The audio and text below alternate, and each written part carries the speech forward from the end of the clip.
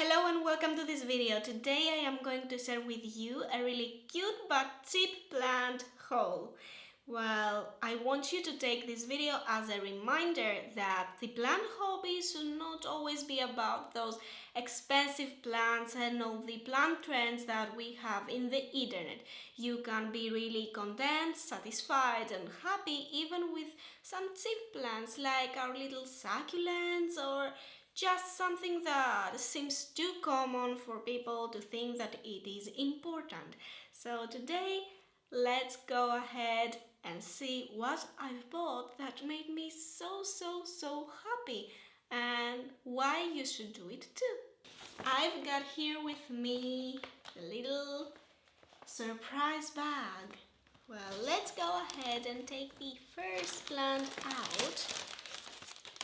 And it is this little beauty. And let me take this little beauty and let me take it out so we can see it properly. Okay.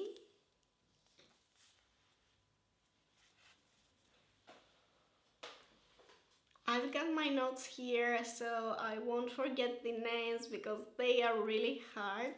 This is the chocolate soldier, but also known as Kalanchoy tomentosa. So this one was less than €5, whatever. It just looks stunning. I love how fluffy it is. It is so soft, and this is a must-have for every plant parent. It looks so good. Take a closer look. The way that this plant shines when the sunlight hits on it, it feels just magical. The name Chocolate Soldier fits this plant so much because when you see it in the light, it really looks like it's some melting chocolate or something. It might look like a dessert, but well, you can't eat it, but you can admire it. Now let's go ahead and see the second plant. This little one was the first one that caught my eye. So let me take it out without destroying it. This little cutie is called Sedum stachlii, something like that. A more common name is coral bells. And I just immediately fell in love with this little plant. It was under $1 or euro, wherever you are. It was so cheap, but it was the tallest there, and I feel like this should have been a little more expensive if you could just see the contrast between the other little plants. This one was the biggest, so this is a win-win. It was the first that caught my eye, and I would not leave the shop without buying it.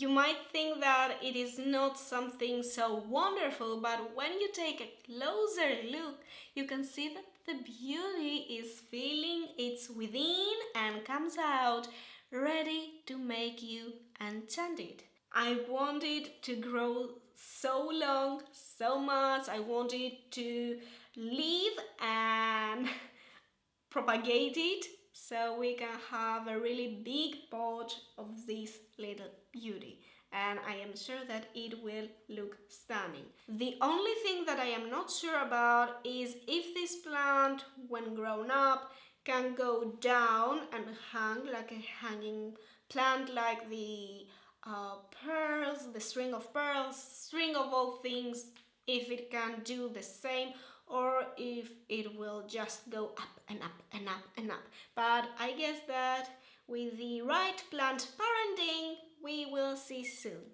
The next plant is this one. The name is cotyledon,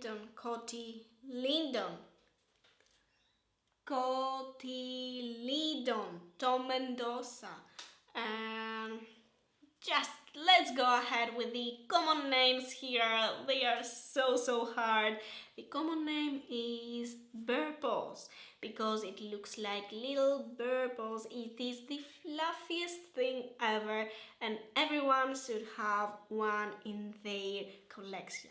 Before I had bought this one, but this one is the plain green burst ball, and even though it looks amazing, I've been searching for the two-color one, the variegated one, because it feels a little more unique and cute.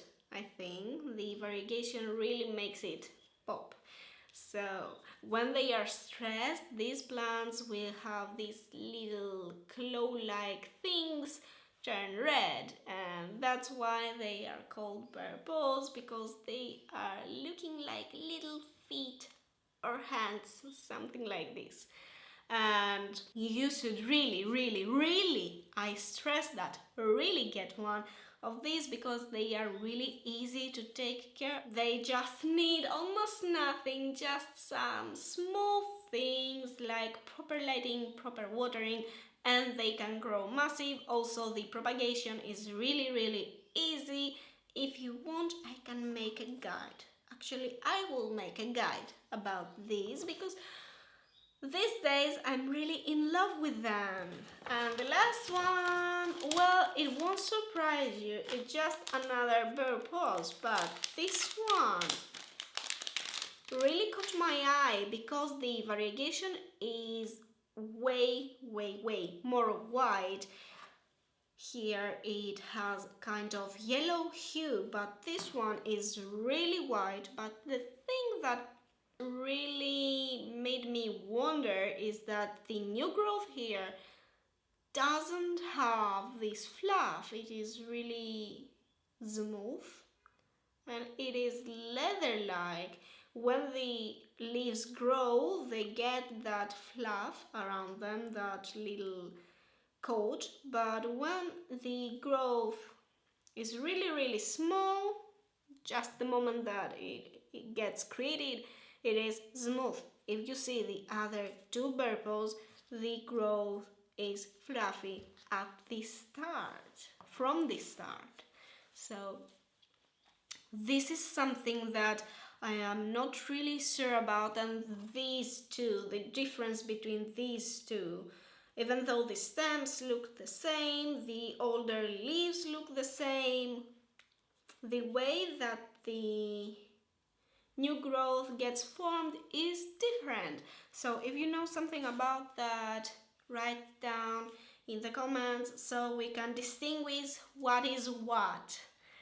Still, no matter how many times I search about these two, the results just are the same. So I cannot really understand the root of the one and the root of the other. So I will call them purples, these two. So this far, these plants were like 1, 2, 3. It fell down. Wait. 1, 2, 3, and 3. So far, these 4 plants cost me 6 euros or dollars. And then I bought something not so cheap, but it is considered cheap if you think about all the prices that we see on the market. Well, most plants go for 15, 20, $100 or euros, and these two were 3 euros each. So I guess that we can consider them pretty inexpensive. They are these two. You know my love for ivies, and when I see something that has variegation or a different shape than my previous ones, I always buy it. And I really love so much these two pots. because if you see the variegation, it is not just two colors or something. It was listed as a two-color ivy, but if you see the leaves have at least four colors. Four. They have dark green, a medium blue-green, like a gray color, white, and a lime green on them. So there are four colors. The problem is that I really need to consider about repotting these too, because the soil that they were in doesn't look so good. See it closer. Doesn't look so good because it forms some mold on the top, and I am really not sure about the drainage of these. They just don't seem like drying out properly, so maybe I should repot them to a better soil mix and see if they will survive, because I've been handling this specific one for about 4 years now. Every pot that I bought did not survive because all of them had root rot from the sop. So it was really late. Every time it was really late. But this one seems kind of healthy and happy. Kind of, I say, because there are some leaves with some problems. And this is most of the times root rot, but we will manage to grow it. I think that I have just one little piece of this ivy at the pond outside, but the growth is not so speedy, not so fast, because we have winter here and I just don't want to cut it and propagate it. So this one was a really good find. The other ivy, this one has a more dramatic look. You can see that the edges are more sharp, the leaves are more sharp. It has the almost same variegation. You can see some lime, you can see dark green, some white at some leaves. It also has this really big leaf and these little babies here, but still has the same problem with the soil. I might need to change this also. So some words right now. I wanted to tell you that plant trends come and pass, but nature, when it created all these plants, did not put any price tags. The price tags are human-made, so I don't want you to judge your plants just by the price that you gave to get them. You shouldn't judge any plant, but if you want to judge any plant, just judge it for the way that it loves you, for the way that it grows, for categories like foliage, flowers or something. Just don't throw in the trash a plant just because it is cheap, because the plant hobby is a wonderful hobby, but the whole commerce and the whole trading system makes it really expensive sometimes. So buy some cheap plants, be happy, and be mindful about the expensive ones that you are going to choose. These ones are like the little dogs, the little pups that are stray. They will love you with all their heart. I've been thinking of making plant care videos for all these plants that we've mentioned in this video and many more plants.